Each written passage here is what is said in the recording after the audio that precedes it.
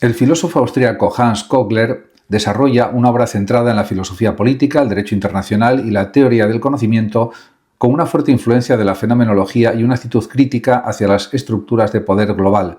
Su pensamiento parte de una preocupación fundamental: ¿cómo es posible la justicia en un orden internacional dominado por asimetrías políticas y jurídicas? Kogler sostiene que el derecho internacional no puede entenderse como un sistema neutral, ya que en la práctica está profundamente condicionado por relaciones de poder entre Estados. Por ello, critica el positivismo jurídico que reduce el derecho a normas vigentes sin considerar su legitimidad ética. En su lugar, defiende una concepción del derecho basada en principios universales de justicia y en la necesidad de una fundamentación filosófica más profunda.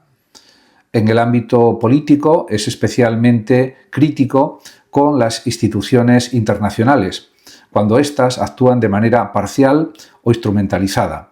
Ha analizado con detalle el funcionamiento de la ONU y de tribunales internacionales, señalando riesgos de politización de la justicia global. Para él, la legitimidad de estas instituciones depende de su capacidad para actuar de forma imparcial y coherente con principios universales. Otro eje importante de su filosofía es también el diálogo intercultural.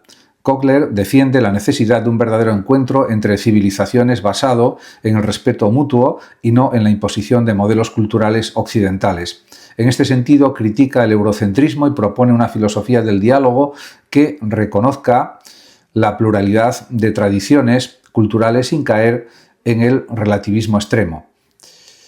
Desde el punto de vista epistemológico, su formación fenomenológica le lleva a subrayar la importancia de la experiencia y la reflexión crítica sobre los fundamentos del conocimiento. Sin embargo, rechaza tanto el relativismo como el dogmatismo, buscando una vía intermedia basada en la racionalidad crítica.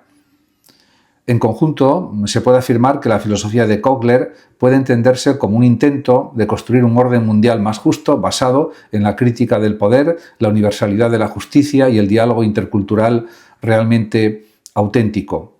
De eso se trata para conseguir una sociedad más justa y unos estados también más justos.